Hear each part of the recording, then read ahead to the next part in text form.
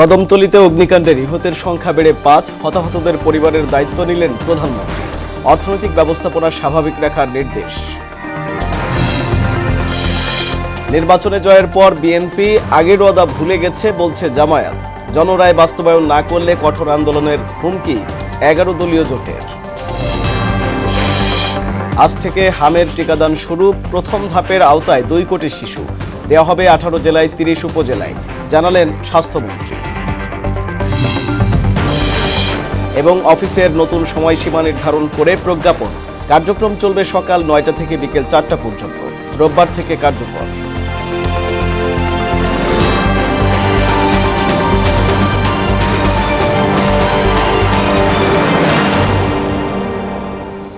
আসসালামু আলাইকুম। মোহনা সংবাদে সবাইকে স্বাগত।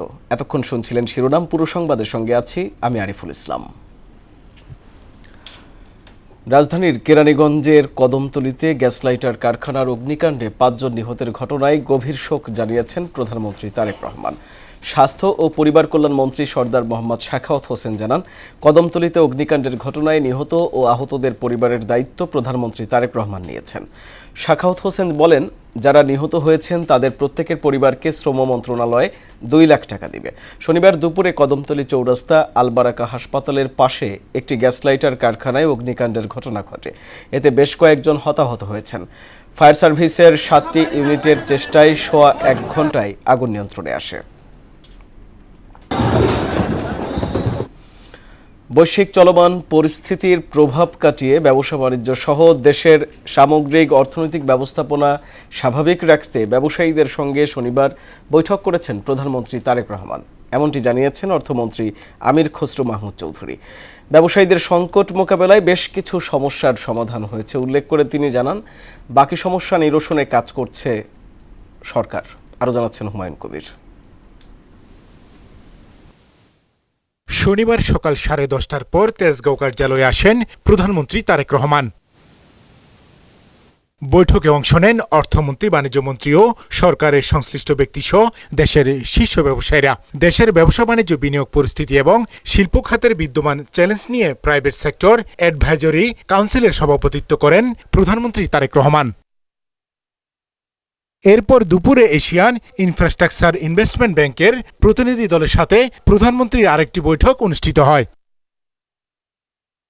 বৈঠক শেষে অর্থমন্ত্রী গণমাধ্যমকে জানান, দেশের ব্যবসায়ীরা তাদের ব্যবসা বাণিজ্য, অর্থনৈতিক অবস্থা ও বিনিয়োগ পরিস্থিতি নিয়ে নানা সংকটের কথা তুলে ধরেন। এই ব্যাপারে তাৎক্ষণিক কিছু সমাধানের পাশাপাশি বাকি সমস্যা নিরসনের কথা প্রধানমন্ত্রী উল্লেখ করেছেন বলেও জানান অর্থমন্ত্রী। ব্যবসায়ী নেতৃবৃন্দের সাথে বসা হয়েছে, তাদের কাছ থেকে উনি শুনেছেন যে বিনিয়োগের পথে বাধা কোথায়, তাদের বিনিয়োগে বাধা কোথায় কোথায় পাচ্ছে, এগুলোর সমাধান উনি করতে চান, খুব সহসা করতে চান এবং এইগুলো শুনেছেন। কিছু কিছু সমাধান অন দ্য স্পট দিয়েছেন, আর বাকিগুলো আলোচনার মাধ্যমে সমাধান দেওয়া হবে। আর জ্বালানি সংকট সহ বিভিন্ন খাতে যে সংকট তৈরি হয়েছে তার পাশাপাশি দেশের আগামী দিনের উন্নয়নের budget Asian infrastructure investment bank বাংলাদেশকে সাপোর্ট দিবে বলেও জানান আমির খসরু মাহমুদ চৌধুরী। আমরা এশিয়ান ইনফ্রাস্ট্রাকচার ইনভেস্টমেন্ট ব্যাংকের সাথে আমরা কিভাবে কাজ করতে যাচ্ছি, জ্বালানি সংকটের কারণে যে চাপ সৃষ্টি হচ্ছে অর্থনীতির উপরে, বাংলাদেশের উপর না সারা বিশ্বের সব দেশের উপর এই চাপটা সৃষ্টি হচ্ছে। এখান থেকে বের হওয়ার জন্য আমরা বাজেট সাপোর্টের সম্বন্ধে আলাপ হয়েছে এবং তারা সম্মত হয়েছে, তারা বাজেট সাপোর্ট দেবে। পুরনো যেসব প্রতিষ্ঠান বা মিল কারখানা বন্ধ রয়েছে সেগুলো কিভাবে চালু করা যায় সেই ব্যাপারেও সরকার উদ্যোগ নিয়েছে বলে জানান অর্থমন্ত্রী। নতুন প্রজেক্টের বাইরেও যেগুলো পুরনো প্রজেক্ট বন্ধ হয়ে আছে এগুলো চালু করার জন্য আলোচনা হয়েছে। হুমায়ুন কবির, মোহনা সংবাদ, ঢাকা। কোনো এক ব্যক্তির নির্দেশে স্বাধীনতা ঘোষণা হয়নি বলে মন্তব্য করেছেন স্থানীয় সরকার, পল্লী উন্নয়ন ও সমবায় মন্ত্রী মির্জা ফখরুল ইসলাম আলমগীর। শনিবার সকালে হবিগঞ্জে এক সমাবেশে তিনি কথা বলেন। এ সময় তিনি বলেন, ২৫ মার্চ রাতে পাকিস্তান হানাদার বাহিনীর হামলায় যখন মানুষ কিংকর্তব্য বিমূঢ় হয়ে পড়েছিলেন তখন মহান স্বাধীনতার ঘোষণা দেন তৎকালীন মেজর শহীদ রাষ্ট্রপতি জিয়াউর রহমান। কোনো একজন ব্যক্তির হুকুমে, নির্দেশে, অর্থাৎ সেই একমাত্র ব্যক্তি শেখ মুজিবের নির্দেশে এখানে কিছু সংগঠিত হয় নাই। কিংকর্তব্য বিমূঢ় হয়ে পড়েছিল ২৫শে মার্চ রাতে, যখন পাক হানাদার বাহিনী ঝাঁপিয়ে পড়েছিল অসহায় নিরস্ত্র মানুষগুলোর উপর। তখন 26শে মার্চ রাত্রে তিনি যে ঘোষণা করেছিলেন, I major Zia declare independence of Bangladesh and I revolt. এদিকে গুলশান কার্যালয়ে শনিবার রাতে বিএনপির স্থায়ী কমিটির বৈঠকের পর দলটির মহাসচিব মির্জা ফখরুল ইসলাম আলমগীর জানান, যত দ্রুত কাউন্সিলের দিকে যাওয়া যায় সেই বিষয়ে চেষ্টা করবে তার দল। কোরবানির ঈদের আগে দলের কাউন্সিল হবে কিনা সাংবাদিকদের এমন প্রশ্নের জবাবে মহাসচিব বলেন, ঈদের আগে সম্ভব নয়, কয়েক মাস সময় লাগতে পারে। দলের চেয়ারম্যান এবং প্রধানমন্ত্রী স্ট্যান্ডিং কমিটির মিটিং ডেকেছিলেন। স্ট্যান্ডিং কমিটির মিটিংয়ে আলোচনা হয়েছে আমাদের এই 47 দিনের যে কর্মসূচি প্রধানমন্ত্রী নিয়েছেন এবং কাজগুলোর সম্পর্কে দলের মতামত অর্থাৎ স্ট্যান্ডিং কমিটির মতামত তিনি নিয়েছেন এবং সেই সঙ্গে অনেক সদস্য তাদের কিছু কিছু পরামর্শ দিয়েছেন। দ্রুতই আমরা চেষ্টা করব যে যত দ্রুত পাওয়া যায় কাউন্সিলের দিকে যাওয়ার জন্য। এটার সম্পর্কে আমাদের আলোচনা হয়েছে। ইলিশ জাতীয় সম্পদ রক্ষায় সরকার বিশেষ উদ্যোগ নিয়েছে বলে জানিয়েছেন বিএনপির যুগ্ম মহাসচিব ও পানি সম্পদ মন্ত্রী শহীদ উদ্দিন চৌধুরী। শনিবার লক্ষ্মীপুর জেলা পরিষদ প্রাঙ্গণে জেলা মৎস্য অধিদপ্তরের আয়োজনে 2026 অর্থ বছরে ইলিশ সম্পদ উন্নয়ন ও ব্যবস্থাপনা প্রকল্পের আওতায় ইলিশ অভয়াশ্রমে মার্চ এপ্রিল মৎস্য আহরণ নিষিদ্ধকালীন জেলেদের মাঝে খাদ্য সামগ্রী বিতরণ অনুষ্ঠানে তিনি কথা বলেন। এ সময় তিনি জেলেদের উদ্দেশ্যে বলেন, 2 মাস মাছ ধরা বন্ধ থাকার কারণে সরকার প্রতিটি জেলেকে 3000 টাকার খাদ্য সামগ্রী দিচ্ছে। আমাদেরকে এই কঠিন চ্যালেঞ্জ মোকাবেলা করে একটু কষ্ট স্বীকার করে, আপনি তো সারা বছরই মাছ ধরেন, 2টা মাস ধরলেন না, 2টা মাস মানুষ তো একটু হলো একটু এই অবকাশে যায়, মানুষ একটু রেস্ট নেয়। আপনি একটু রেস্ট নিলেন, আপনি জাল বুনবেন, আপনি নৌকাটা ঠিক করবেন, আপনি আবার নদীতে যাওয়ার প্রস্তুতি নেবেন এবং সেই সময় সরকার আপনাকে একটা স্পেশাল বরাদ্দ দিচ্ছে। নির্বাচনে জয়ের পর বিএনপি আগের ওয়াদা ভুলে গেছে বলে মন্তব্য করেছেন জামায়াতে আমির ও বিরোধী দলীয় নেতা ডাক্তার শফিকুর রহমান।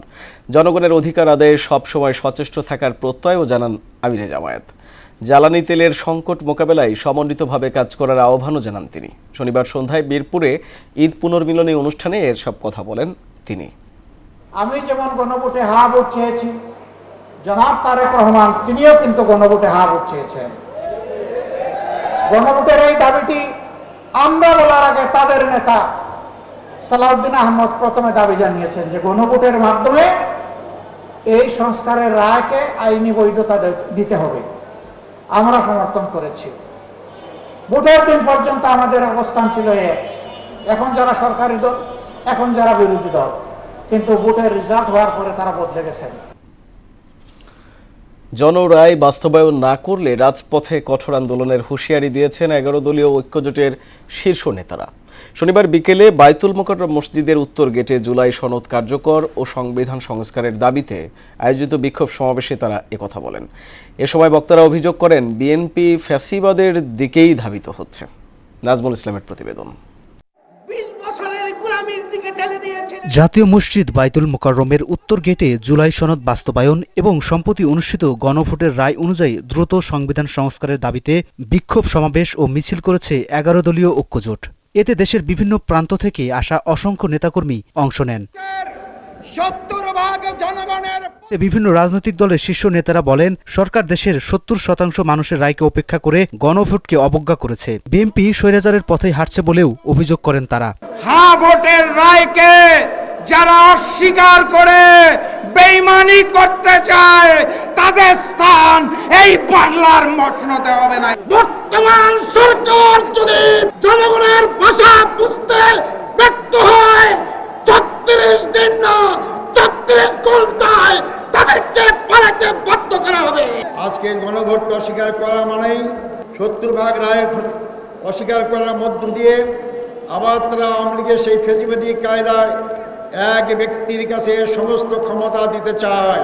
বিএনপি জনরায়ের প্রতি বৃদ্ধাঙ্গুলি দেখানোর সাহস করছে উল্লেখ করে জাতীয় নাগরিক পার্টির সদস্য সচিব ও রংপুর 4 আসনের সাংসদ আক্তার হোসেন বলেন, মানুষ মুজিববাদী সংবিধানের বদলে জনতার সংবিধান চায়। ভোটের আগে পর্যন্ত তারা ফরমালি গণভোটের বিপক্ষে বলে নাই, কিন্তু ভোটের পরে টুঠাট মেজরিটি পাওয়ার কারণে তারা জনগণের রায়কে বিধ্বংগুলি দেখানোর সাহস করছে।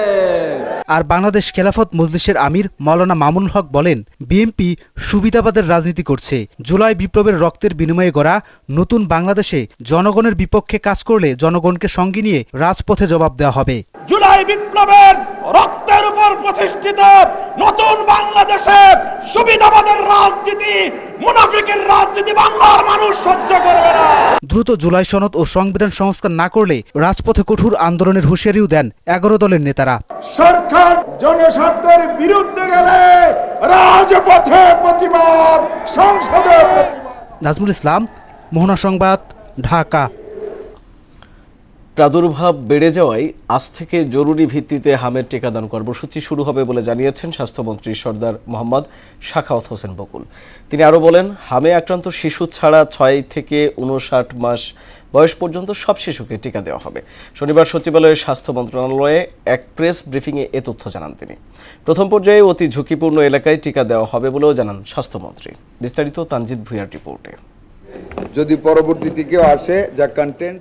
শনিবার দুপুরে সচিবালয়ে স্বাস্থ্য মন্ত্রণালয়ের সম্মেলন কক্ষে হামের টিকাদান কর্মসূচি নিয়ে সংবাদ সম্মেলন করেন স্বাস্থ্য পরিবার কল্যাণ মন্ত্রী সরদার মোহাম্মদ সাখাওয়াত হোসেন। তিনি জানান, রোববার সকাল 9টা থেকে শুরু হবে টিকাদান কার্যক্রম। প্রথম পর্যায়ে টিকা দেয়া হবে দেশের উচ্চ ঝুঁকিপূর্ণ 18 জেলার 30 উপজেলায়। 18টা জেলার অধীনে 30টা উপজেলাকে আমরা হিট করতে চাচ্ছি। এখন ওইখানের মিজেলসের আক্রমণটা বেশি বিদায় 5টি স্পটে আমরা নিজেরা আমাদের মন্ত্রণালয় থেকে সরকারের পক্ষ থেকে আমরা উপস্থিত থাকব।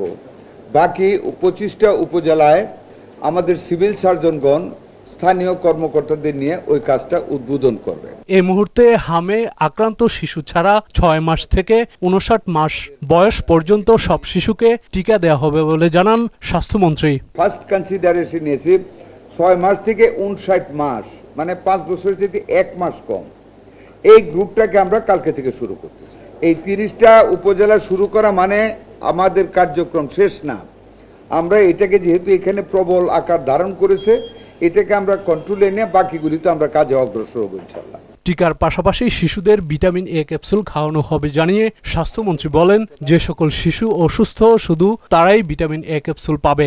যারা অসুস্থ, হাম আক্রমণ হয়েছে অথবা জ্বর হয়েছে, হামের সম্ভাবনা আছে, শুধু আক্রান্ত চিকিৎসাধীন রোগীদেরকে ভিটামিন এ দেয়া হবে। পরিস্থিতি নিয়ন্ত্রণে রয়েছে দাবি করে সাধারণ মানুষকে আতঙ্কিত না হওয়ার আহ্বান জানান স্বাস্থ্যমন্ত্রী। আমাদের ডাক্তাররা যেভাবে পরিশ্রম করতেছে, বিশ্বাস করেন এরা এখন মৃত্যুর ভয় নেই, সমানে কাজ করতেছে আমাদেরকে মানুষকে বাঁচানোর জন্য। তানজিদ ভুঁইয়া, মোহনা সংবাদ, ঢাকা। ঠিক আছে না? মধ্যপ্রাচ্যের উত্তেজনার জেরে দেশে কাটছেই না জ্বালানি সংকট। শনিবারও পাম্পে পাম্পে দেখা যায় গাড়ির দীর্ঘ সারি। সরবরাহ স্বাভাবিক রয়েছে সরকারের এমন আশ্বাসের পরও রাজধানীর বেশিরভাগ ফিলিং স্টেশনে চাহিদা মতো তেল না পাওয়ায় ভোগান্তিতে গ্রাহকরা। এদিকে জ্বালানি বিশেষজ্ঞ অধ্যাপক ডক্টর ম তামিম বলেন, সংকট উত্তরণে সরকারকে আরও কার্যকর পদক্ষেপ গ্রহণ করতে হবে। শামীমুজ্জামান চৌধুরীর রিপোর্ট। রাজধানীতে তেলের জন্য পাম্পের সামনে গাড়ির দীর্ঘ সারি, লম্বা লাইনে দীর্ঘ অপেক্ষা। কয়েক সপ্তাহ ধরেই এমন ভোগান্তির মধ্য দিয়ে জ্বালানি কিনতে হচ্ছে যানবাহন চালকদের। অনেক পাম্পে তেল পাওয়া না গেলেও কিছু পাম্পে আবার ভিন্ন চিত্র। ঘন্টার পর ঘন্টা অপেক্ষার পর তেল দিচ্ছে বলে জানান অনেকেই, তবে অপেক্ষা করতে হচ্ছে 7 থেকে 8 ঘন্টা পর্যন্ত। সকাল 5:30টায় ঘুম থেকে উঠাই আমি গাড়ি লাগাইছি, এখন পর্যন্ত মাত্র সিরিয়াল আসলো, গাড়ি তেল শেষ, অলরেডি ধাক্কান শুরু করছি। 6-7 ঘন্টা ধরে ওয়েট করতেছি, এখনো পাই না। 6টা বাজে আইসা দাঁড়াইছি সিরিয়ালে, এই রোদের ভিতরে মাত্র তেল পাইলাম। প্রতিদিনই 8 ঘন্টা 9 ঘন্টা 12 ঘন্টা ওয়েট করা লাগে স্যার। ফুল ট্যাঙ্কি দেয় তাহলে আমার সামনে শনিবার পর্যন্ত চলবে। এদিকে রাজধানীর বাইরেও ফিলিং স্টেশনে দুর্ভোগের একই চিত্র। জেলায় জেলায় ফিলিং স্টেশনে গাড়ির দীর্ঘ সারি। গাড়ির বৈধ কাগজপত্র, ড্রাইভিং লাইসেন্স সহ আনুষঙ্গিক কাগজপত্র যাচাই করে জ্বালানির তেল কিনতে হচ্ছে চালকদের। কার্ড পদ্ধতিতে তেল দিচ্ছে, তো আমাদের কোনো সমস্যা হচ্ছে না। এই পদ্ধতিতে তেল দেওয়া অনেক ভালো। এখন আর তেল পাইতে আমাদের কোনো অসুবিধা হচ্ছে না। অনেকে ড্রাইভিং লাইসেন্স ছিল না, হয়তো বা এরকম বিভিন্ন সমস্যা ছিল সেগুলো দূর হয়েছে। আমদের সংখ্যা বেশি থাকলে এবার এই কষ্টটা হতো না। অন্যদিকে ডিবেট ফর ডেমোক্রেসি আয়োজিত এফডিসিতে জ্বালানি সংকট মোকাবেলায় করণীয় নিয়ে এক ছায়া সংসদে জ্বালানি বিশেষজ্ঞ অধ্যাপক ডক্টর মোতামিম জ্বালানি ক্রয়ের ক্ষেত্রে প্যানিক সৃষ্টি না করে সংকট মোকাবেলায় সংশ্লিষ্ট সবাইকে দায়িত্বশীল হওয়ার পরামর্শ দেন। তেলের ক্ষেত্রে সরকারের যেই আমাদেরকে যে আশ্বস্ত করছে তাতে আতঙ্কিত না হয়ে যার যতটুকু প্রয়োজন, কারণ পাম্প থেকেই বলা হচ্ছে যে সাধারণ চাহিদা ডবল হচ্ছে, স্বাভাবিক চাহিদা অনুযায়ী যদি আমরা করতে পারি, এইটুকু ডিসিপ্লিন যদি আমরা আনতে পারি, তাহলে আমি মনে করি বর্তমান সংকট অবস্থায় জাতিকে ঐক্যবদ্ধ হতে হবে। জ্বালানি নিরাপত্তা নিশ্চিত করা না গেলে সামাজিক অস্থিরতা তৈরি হতে পারে বলেও জানান বক্তারা। সামাজিক অস্থিরতা তৈরি এবং ভোগান্তি যদি আমরা নিরসন করতে চাই, তাহলে অবশ্যই আমাদেরকে এখন সময় এসেছে আমাদের জ্বালানি নিরাপত্তাকে আমাদের নিশ্চিত করতে হবে। সেটা নিশ্চিত করতে না পারলে জনমনের ভোগান্তি বেড়ে আমাদের সমাজের অস্থিরতার পরিবেশ তৈরি হতে পারে। শামীমুজ্জামান চৌধুরী, মোহনা সংবাদ, ঢাকা। যুদ্ধের প্রভাব পড়তে শুরু করেছে দেশের কৃষি খাতে। রাসায়নিক সারের মোট চাহিদার প্রায় ৮০% আমদানি নির্ভর, আর এর বড় অংশই আসে মধ্যপ্রাচ্যের সৌদি আরব ও কাতার থেকে। এছাড়া চলমান যুদ্ধ পরিস্থিতিতে ডিজেল, কীটনাশকের দামও এরই মধ্যেই চলে গেছে নাগালের বাইরে। কৃষি গবেষকরা বলছেন এই অবস্থা চলতে থাকলে দেশে খাদ্য সংকট অনিবার্য। এমন পরিস্থিতিতে মজুদ শেষ হওয়ার আগাম প্রয়োজনীয় ব্যবস্থা নেওয়ার তাগিদও দেন তারা। নাদিম মোস্তফার ক্যামেরায় উষা ফিরদৌসের রিপোর্ট। কৃষি নির্ভর দেশ হলেও রাসায়নিক সারের চাহিদায় বাংলাদেশ আমদানি নির্ভর। দেশে বছরে প্রায় ৭০ লাখ টন সারের চাহিদা রয়েছে, যার কেবল ১০ লাখ টন দেশে উৎপাদন হয়। আন্তর্জাতিক বাজারে ইউরিয়া সারের দাম ৫০% বেড়েছে। এর প্রত্যক্ষ প্রভাব পড়ছে দেশের কৃষিতে। এক বস্তা ইউরিয়া সারের দাম সরকার ১,২৫০ টাকা নির্ধারণ করে দিলেও তা কিনতে কৃষককে গুনতে হচ্ছে ১,৪৫০ থেকে ১,৪৬০ টাকা।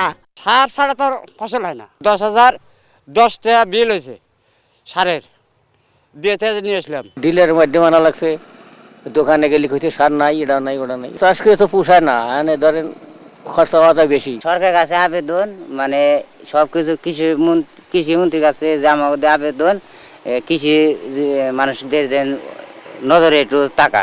অন্যদিকে কৃষিতে ব্যবহার্য কীটনাশকের ৯০% বিদেশ থেকে আমদানি করতে হয়। এছাড়া কৃষির অন্যতম ভিত্তি বিভিন্ন বীজও অনেকটা আমদানি নির্ভর।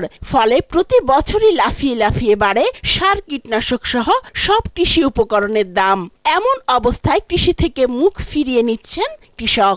উৎপাদন করলে পোষায় না, এসব কইরা বদলি কামলার টাকা দিয়া পোষায় না। আমাকে যদি না পোষে তাহলে এটি কইরা আমগো লাভ নাই। কই বীজ মতি ইত্যাদি সবকিছু দাম, আর বেচতে গেলে সস্তা। তার কারণে মানে কৃষিকাজ যে অবস্থা, পুরো লসই। আর লস দিতে তার কত দিব? গবেষকরা বলছেন বীজ, কীটনাশক ও সারের আমদানি নির্ভরতার কারণে কৃষির ব্যয় বাড়ছে। চলমান যুদ্ধের কারণে সংকট আরো তীব্র হওয়ার আশঙ্কাও করছেন তারা। সামনে একটা হলো যে মানে যুদ্ধের কারণে যে একটা প্রবলেম তৈরি হচ্ছে, এটা নিশ্চিত তৈরি হবে। কতটুকু মজুদ আছে সারা বাংলাদেশের সার, কীটনাশক, বীজ, এটা একটা ডিটেল ডাটা সরকারকে এখনই কালেকশন করে রাখতে হবে। সেই অনুযায়ী ইম্পোর্ট করার প্রয়োজন হলে এখনই অন্য ভিন্ন সোর্স থেকে হলেও ইম্পোর্ট করে এটা জমা রাখতে হবে। ফলে আমি যদি এই রেকর্ডটা এখন নিয়ে রেখে সেটাকে এখনই প্ল্যানিংয়ে যাই, তাহলে পরে ওই ধরনের প্রবলেমটা আসবে না। দেশে প্রতি বছর 0.2% হারে কৃষি জমি কমছে। জলবায়ুর অভিঘাতে কমছে উৎপাদনও। এমন পরিস্থিতিতে এখাতে বিশেষ মনোযোগ দেওয়ার আহ্বানও জানান তারা। উষা ফিরদৌস, মোহনা সংবাদ। জ্বালানি সংকটের প্রেক্ষিতে সব সরকারি বেসরকারি অফিসের নতুন সময়সীমা নির্ধারণ করে প্রজ্ঞাপন জারি করেছে সরকার। শনিবার জনপ্রশাসন মন্ত্রণালয় থেকে প্রজ্ঞাপন জারি করা হয়েছে। প্রজ্ঞাপন অনুযায়ী সপ্তাহে রোববার থেকে বৃহস্পতিবার পর্যন্ত দেশের সব সরকারি ও বেসরকারি অফিস চলবে সকাল ৯টা থেকে বিকেল ৪টা পর্যন্ত। এছাড়া শুক্র ও শনিবার সাপ্তাহিক ছুটি থাকবে।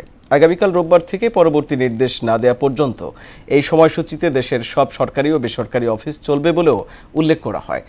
জরুরি পরিষেবাগুলো নতুন অফিস সময়সূচির আওতার বাইরে থাকবে। গেল ১৭ বছর আওয়ামী লীগ ক্ষমতায় থেকে দেশের অর্থনীতি সহ সবকিছু ধ্বংস করে দিয়েছে বলে অভিযোগ করেছেন বিএনপির বর্ষিয়ার নেতা ও ঢাকা দক্ষিণ সিটি কর্পোরেশনের প্রশাসক আব্দুস সালাম। আর স্বাধীনতার আগ থেকেই জামায়াতে ইসলামী মুক্তিযুদ্ধ বিরোধী ছিল বলে অভিযোগ করেছেন দলটির প্রান্তিক জনশক্তি উন্নয়ন বিষয়ক সম্পাদক এম এ মালেক। জাতীয় প্রেস ক্লাবের স্বাধীনতা ও জাতীয় দিবস উপলক্ষে আলোচনা সভায় এসব কথা বলেন তারা। তানজিদ ভুঁইয়ার প্রতিবেদন। শনিবার সকালে প্রেস ক্লাবে মুক্তিযুদ্ধের সূচনা, মহান স্বাধীনতা ও জাতীয় দিবস উপলক্ষে আলোচনা সভার আয়োজন করে জিয়া শিশু কিশোর মেলা কেন্দ্রীয় কমিটি। এ সময় সংগঠনটির সভাপতি জাহাঙ্গীর শিকদার অভিযোগ করে বলেন, মুক্তিযুদ্ধ বিরোধীরা আবারও ইতিহাস বিকৃতির নানা অপচেষ্টা করছে। আমরা শিশু কিশোরের মাধ্যমে বাংলাদেশের মুক্তিযুদ্ধের সঠিক ইতিহাসকে তুলে ধরতে চাই। আল-সালিজের বিরুদ্ধে জিয়া শিশু কিশোর মেলা একটি বিপ্লব গড়ে তুলবে ইনশাআল্লাহ। ৭১-এ জিয়াউর রহমানই স্বাধীনতার ঘোষণা দিয়েছিলেন জানিয়ে বিএনপির প্রান্তিক জনশক্তি উন্নয়ন বিষয়ক সম্পাদক এম এ মালেক বলেন, যারা মুক্তিযুদ্ধ বিরোধী তারা আজ বড় বড় কথা বলছে। কালুঘাট ব্যাটারি কেন্দ্রে বসে থাকেননি, তিনি নিজের হাতে একটা ঘোষণা করেছিলেন।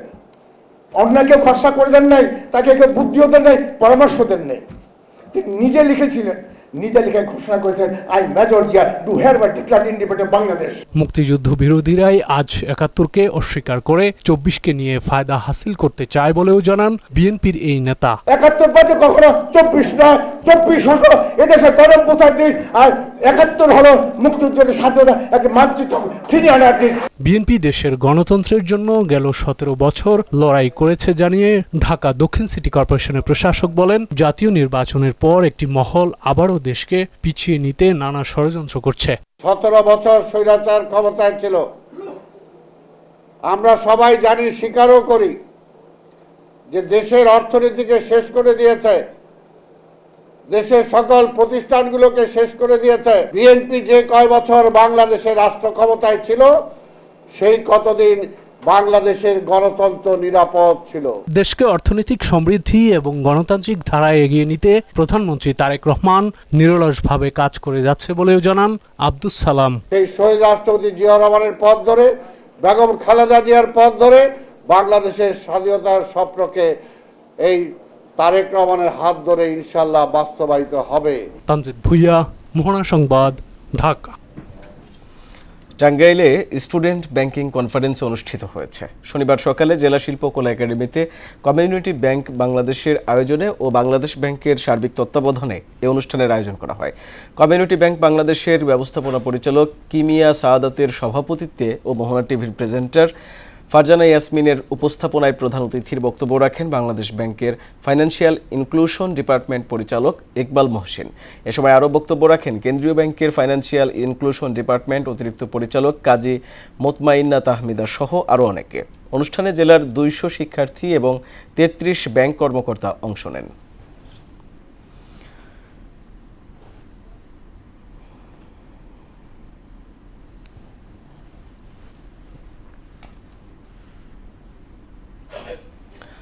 বাংলাদেশ ইসলামী ছাত্র সেনার প্রতিষ্ঠাতা শাহ সুফি সৈয়দ আবু জাফর মোহাম্মদ শেহাব উদ্দিন খালেদ আল কাদরি আল চিশতি রহমাতুল্লাহের ১৫তম ওরস শরীফ উপলক্ষে আঞ্জুমানে সেহাবিয়া সোহেল ফাউন্ডেশনের উদ্যোগে ২ দিনব্যাপী স্বেচ্ছায় রক্তদান কর্মসূচি ও মিলাদ মাহফিলে আয়োজন করা হয়।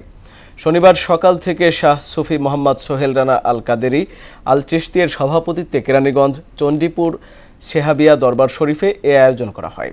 এ সময় উপস্থিত ছিলেন দরবার শরীফের কর্ণধার গদিসিন পীর সাহেব মোহাম্মদ সোহেল রানা আল কাদরি আর চিশতি। শেষ করব মোহনা সংবাদ, যাবার আগে জানিয়ে দেব শিরোনামগুলো আরও একবার। কদমতলীতে অগ্নিকাণ্ডের নিহতের সংখ্যা বেড়ে ৫, হতাহতদের পরিবারের দায়িত্ব নিলেন প্রধানমন্ত্রী। অর্থনৈতিক ব্যবস্থাপনা স্বাভাবিক রাখার নির্দেশ। নির্বাচনে জয়ের পর বিএনপি আগের ওয়াদা ভুলে গেছে বলছে জামায়াত। জনরায় বাস্তবায়ন না করলে কঠোর আন্দোলনের হুমকি ১১ দলীয় জোটের। আজ থেকে হামের টিকাদান শুরু। প্রথম ধাপের আওতায় ২ কোটি শিশু দেয়া হবে ১৮ জেলায় ৩০ উপজেলায়, জানালেন স্বাস্থ্যমন্ত্রী। এবং অফিসের নতুন সময়সীমা নির্ধারণ করে প্রজ্ঞাপন। কার্যক্রম চলবে সকাল ৯টা থেকে বিকেল ৪টা পর্যন্ত। রোববার থেকে কার্যকর।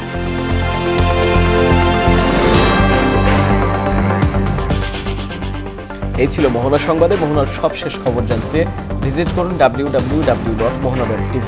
সংবাদ দেখতে পারেন ফেসবুক, ইউটিউবেও। এতক্ষণ সঙ্গে থাকার জন্য ধন্যবাদ সবাইকে।